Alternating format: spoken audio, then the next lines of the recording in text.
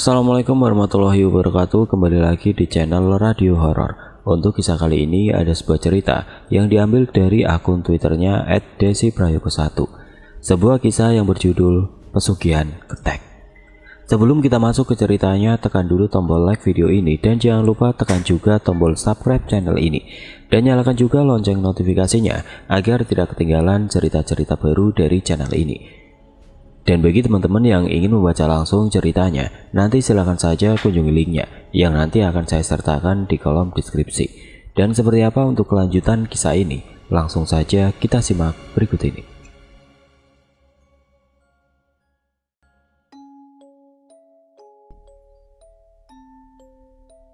Cerita ini narasumbernya langsung dari emakku. Dulu sekitar mamaku masih SMA, pernah hampir jadi tumbal pesugihan ketek. Dan fai aja pesugihan ini berasal dari Bojonegoro. Seperti biasa, aku akan menceritakan tentang asal muasal pesugihan ketek ini terlebih dulu. Pesugihan ini hampir terkenal di wilayah Bojonegoro. Kebetulan almarhum kakekku dari mama asli Bojonegoro, lebih tepatnya di Sumber Arum. Dan kakekku ini punya beberapa saudara kandung. Mamaku lupa lebih tepatnya berapa semua jumlah saudara kandung kakekku. Karena memang jumlahnya banyak dan ada beberapa yang akrab dengan mama. Semua nama di sini aku samarkan kecuali mama namaku. Panggil saja Mbok In. Keluarga kakekku ini bisa dibilang cukup terpandang karena hampir satu desa kenal dengan keluarga kakekku. Mulai dari pasar Sumber Arum sampai hampir ke air terjun Dander, sebagian masyarakatnya pasti ada yang kenal dengan kakekku dan keluarganya. Mamaku tidak paham secara spesifik untuk mendapatkan pesugihan ini caranya gimana. Tapi kata mamaku, pesugihan ini didapat dengan cara ritual ataupun semedi di gua.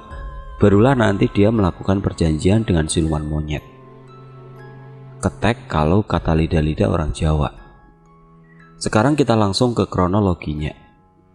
Saat itu mamaku masih duduk di bangku SMA kelas 2. Mamaku berangkat ke Bojonegoro dengan beberapa tanteku dan teman sekolah mamaku. Sebenarnya, mamaku ada perlu dengan keluarga yang di sana. By the way, mamaku ini tidak besar di Bojonegoro ya. Jadi kakekku waktu itu adalah seorang TNI Angkatan Darat yang ditugaskan di Surabaya. Kalau sekarang sudah setingkat dengan kolonel.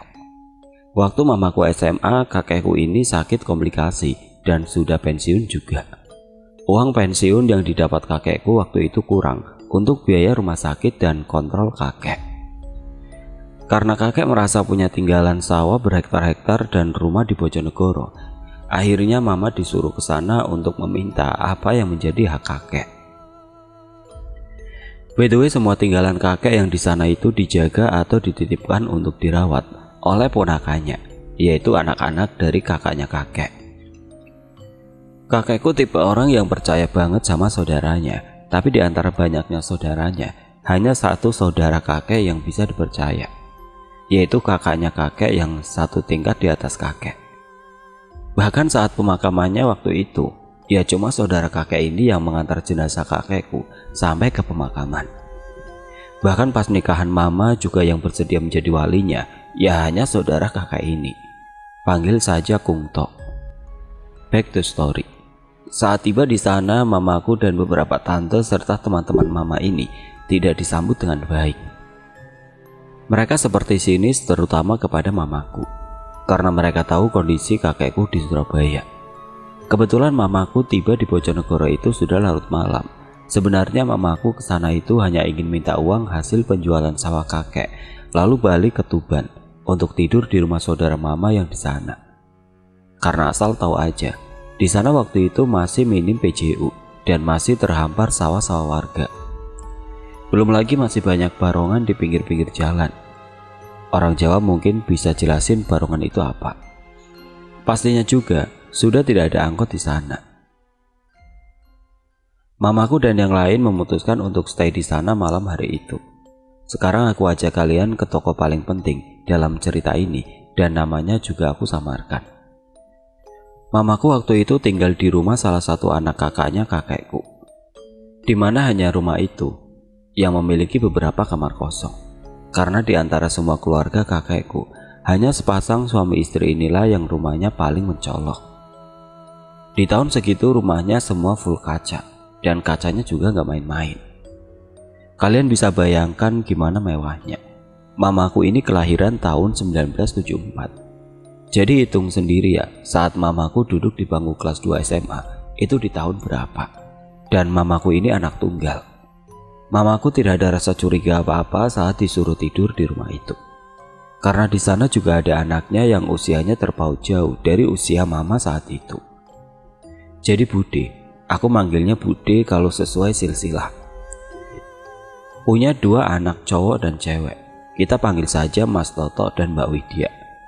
Bukan nama aslinya ya Rek. Soalnya mamaku masih trauma, jadi minta disamarkan saja. Tapi yang paling dekat sama mama, atau lebih tepatnya yang paling supel itu Mas Toto. Kalau Mbak Widya itu pendiam dan sedikit pemalu orangnya.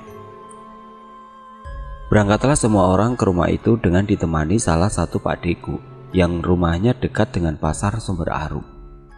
Setelah sampai di rumah itu sebenarnya ada yang aneh. Karena mamaku kebagian satu kamar dengan bed kecil, jadi mau tidak mau mama harus tidur sendiri, sedangkan yang lain berdua dan ada yang bertiga. Karena mamaku lagi capek banget waktu itu, jadi mamaku nggak terlalu ngeh kalau ada hal-hal ganjil yang sedang dialaminya. Sampai pada puncaknya sekitar pukul 1 dini hari, mamaku terbangun dari tidurnya gara-gara ada suara monyet yang berisik banget. Seakan monyet-monyet itu ada di dalam kamar tempat mamaku tidur. Anehnya, pas mamaku bangun di kamarnya nggak ada apa-apa, tapi suara itu masih terdengar jelas. Waktu mamaku coba keluar kamar, justru pintunya tidak bisa dibuka. Entah sengaja dikunci dari luar atau memang pintunya sedang macet. Mamaku tidak paham. Akhirnya mamaku memutuskan kembali duduk di atas kasur. Di situ mamaku benar-benar sendiri dan bingung harus berbuat apa. Lalu mamaku memutuskan untuk melafal beberapa doa-doa pendek yang mamaku bisa. Tapi semakin mamaku mengeraskan bacaan doanya, tubuh mamaku justru semakin membatu. Benar-benar membatu, gak bisa digerakin. Yang bisa digerakkan hanyalah bibir dan bola matanya saja. Di balik rasa takut mamaku, mama tetap berupaya dengan terus membaca doa-doa. Dan kini sesuatu yang tidak kasat mata mulai bereaksi dengan menghancurkan barang-barang yang ada di kamar itu. Apapun yang ada di kamar itu terlempar dengan sendirinya. Mama ini padahal bisa baca-baca doa, tapi kenapa buat teriak itu seakan susah. Mama justru gak mau keluar. Mama saat itu cuma bisa nangis sambil baca-baca doa sebisa mama, karena tubuh mama benar-benar kaku. Gerakin jari aja gak bisa loh kak, kata mamaku saat menceritakan kronologinya. Kejadian terus berlanjut seperti itu, sampai tiba-tiba saja kasur mama gerak-gerak sendiri. Gerakannya semakin lama semakin cepat, sehingga mamaku terjatuh ke bawah lantai. Saat mama terjatuh dan posisinya menghadap ke kolong tempat tidur, mama seketika kaget.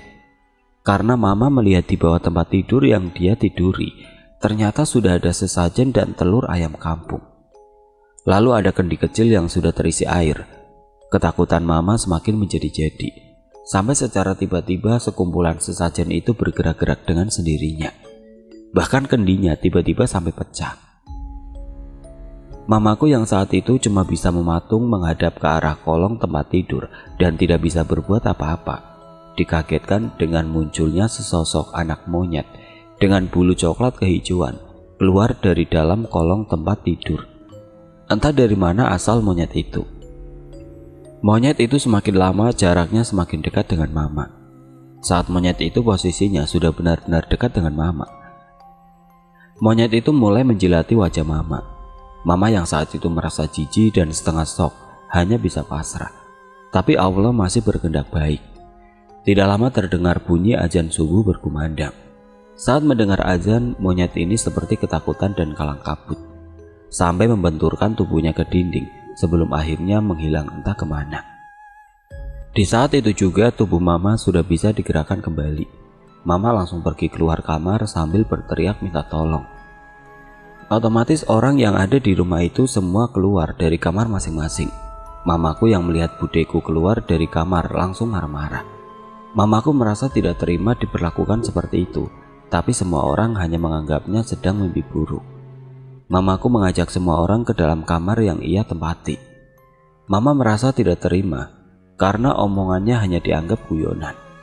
Anehnya saat Mama masuk, kamar yang awalnya berantakan tiba-tiba menjadi rapi kembali, dan saat Mama melihat kolong tempat tidur, ternyata di sana tidak ada apa-apa. Wow, secepat itu menghilang, karena gak mungkin mamaku halu. Aku paham betul mamaku seperti apa.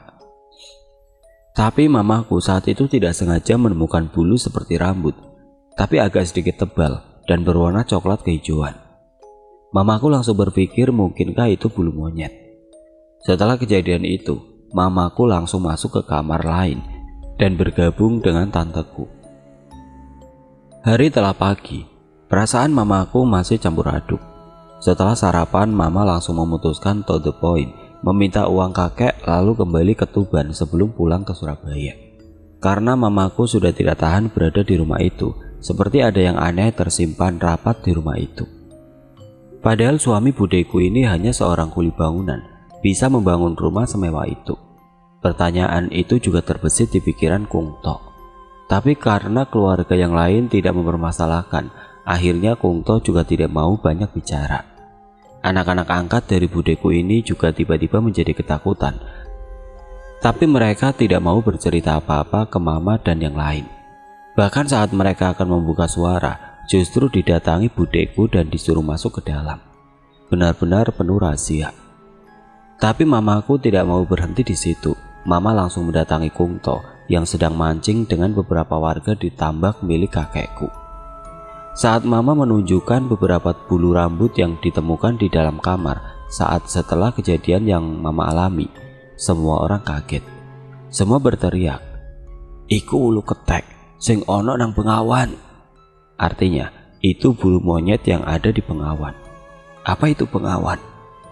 Bengawan itu Sungai Bengawan Solo. Entah memang orang di sana nyebutnya Bengawan atau memang ada sungai lagi yang bernama Bengawan, aku nggak tahu. Tapi saat aku cari di Google sih, ketemunya Sungai Bengawan Solo. Kata orang-orang itu di dekat sungai itu ada sebuah kali yang bernama Kali Ketek, dan kalau tidak salah ada jembatannya.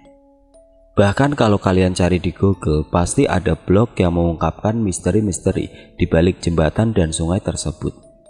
Kembali ke cerita. Mendengar hal itu bingung, lalu Kung To cerita. Di kali itu terkenal banget ada mitos tentang monyet jadi-jadian yang selalu jadi sasaran orang-orang yang ingin melakukan pesugihan untuk mendapat kekayaan dengan cara instan. Makanya orang sekitar bilang kalau itu adalah pesugihan Kali Ketek. Tapi pesugihan itu harus memberikan tumbal nyawa, dan yang akan dijadikan tumbalnya pun pilihannya yaitu hanya anak pertama dan anak tunggal. Semakin sering dia memberikan tumbal, semakin cepat juga dia kaya. Paling lama orang itu menyerahkan tumbal yaitu 3 tahun sekali. Biasanya jika anak kandungnya sudah ditumbalkan, dia akan menumbalkan anak lainnya yang masih sedarah dengan dirinya. Yang jelas, hanya anak pertama atau anak tunggal.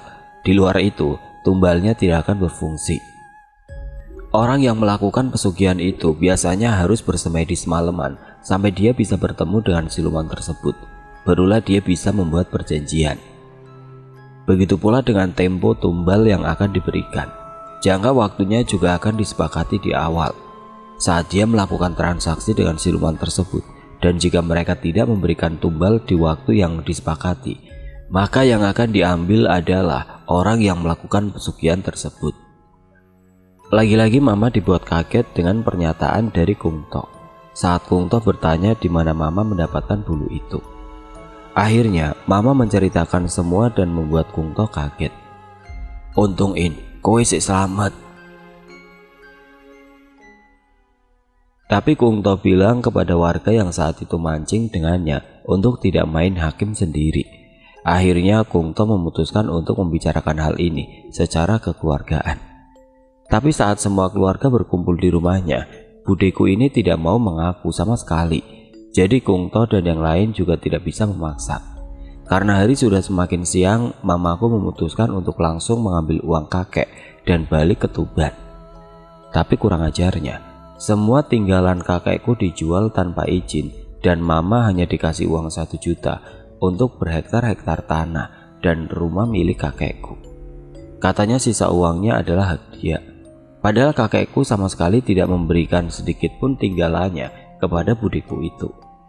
Saat uangnya diminta, ternyata uangnya sudah dipakai untuk menebus suaminya yang masuk penjara 3 kali karena judi dan hampir membunuh orang. Semua keluarga kaget tidak bisa bicara apa-apa. Seakan semua tinggalan kakekku dihak milik secara sepihak, padahal harusnya semua itu menjadi hak mamaku. Sampai akhirnya kakekku meninggal dunia beberapa hari sebelum mamaku menikah karena beban pikiran juga. Bahkan saat kakekku meninggal pun semua harta kekayaannya yang di Bojonegoro tidak tahu juntrungannya kemana. Tapi nenek dan mama sudah mengikhlaskan semuanya. Kurang lebih sekitar 2 bulan setelah mama menikah, mama mendapat kabar bahwa anak angkat budeku yang pertama bernama Mas Toto meninggal dunia karena sakit. Sakitnya apa juga tidak ada yang diberitahu, sampai harus dirujuk ke rumah sakit terbesar di Surabaya dan meninggal di rumah sakit itu. Sayangnya keluarga tidak ada yang boleh melihat kondisi terakhir mayatnya.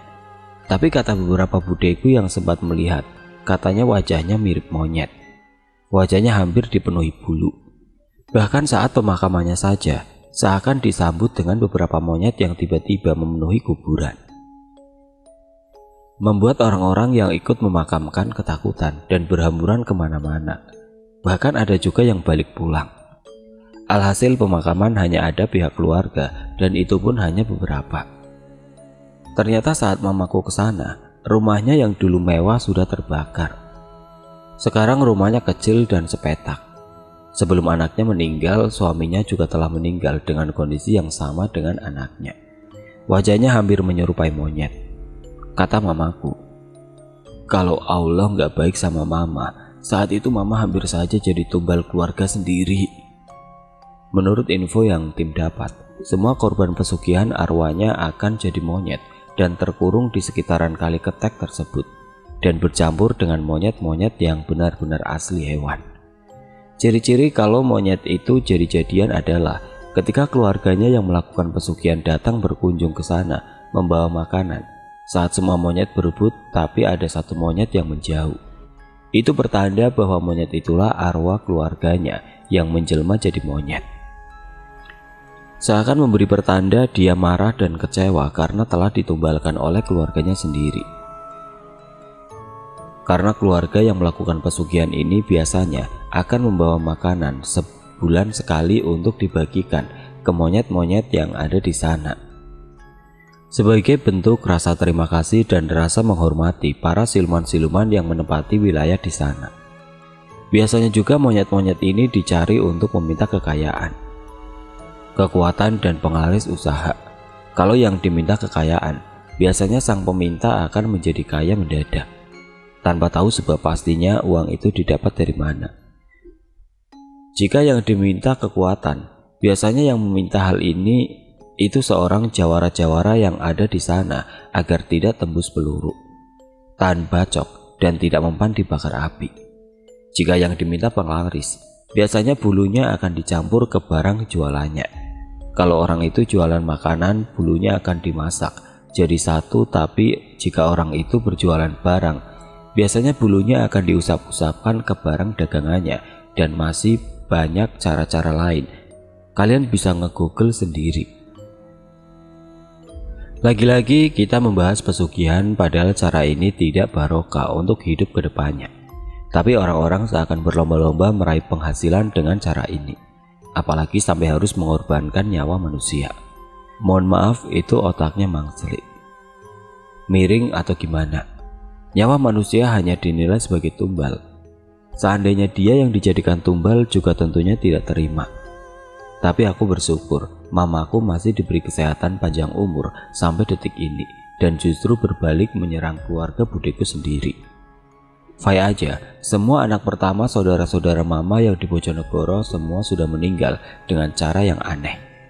Bahkan ada satu keluarga yang mungkin dijadikan tumbal, kelihatan jelas perwujudannya, benar-benar seperti monyet.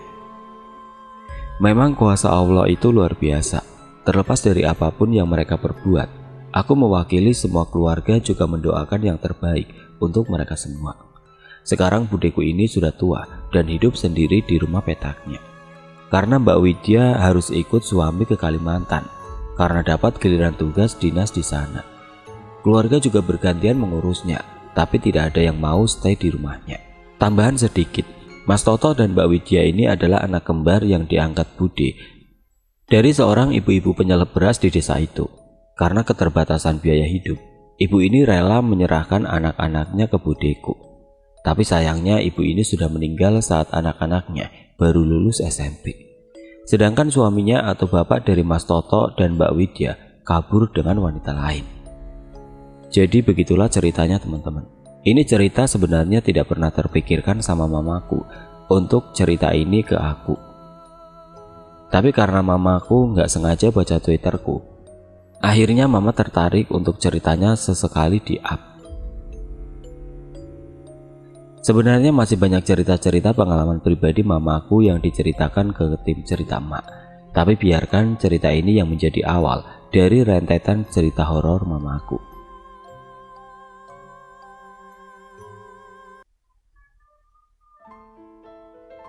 Oke teman-teman, sekian untuk cerita kali ini. Semoga apa yang sudah saya sampaikan dalam kisah ini dapat dijadikan pelajaran untuk kita semua.